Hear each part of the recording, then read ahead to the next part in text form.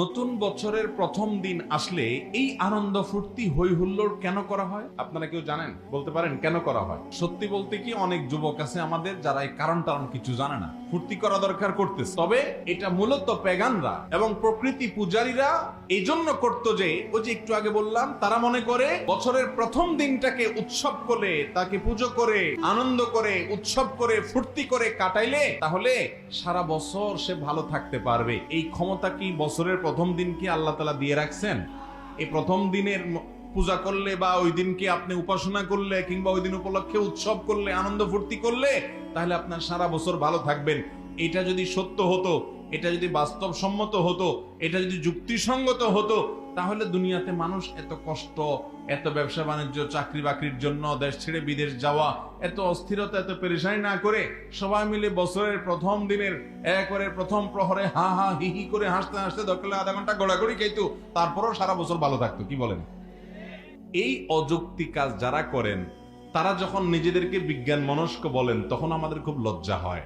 তোমার কোন বিজ্ঞানে বলছে যে বছরের প্রথম দিনের প্রথম প্রহরে আনন্দ উৎসব করলে ভালো ভালো থাকা যায় সারা বছর? যদি তুমি এই কারণে না করো তাহলে আমাকে বলো কি কারণে করছো। তোমার এই হাসির কারণ কি তোমাকে বলে যেতে হবে। তুমি কেন এই ফুর্তি করছো? ফুর্তির একটা কারণ থাকবে কি থাকবে না? আল্লাহ তাআলা আমাদেরকে দুটি উৎসব দিয়েছেন মুসলমানদেরকে, আমরা মুসলমান, ঈদুল ফিতর আর ঈদুল আজহা। এই দুইটা উৎসবের কারণ আছে না নাই? ঈদুল ফিতরের উৎসবের কারণ কি বলেন তো?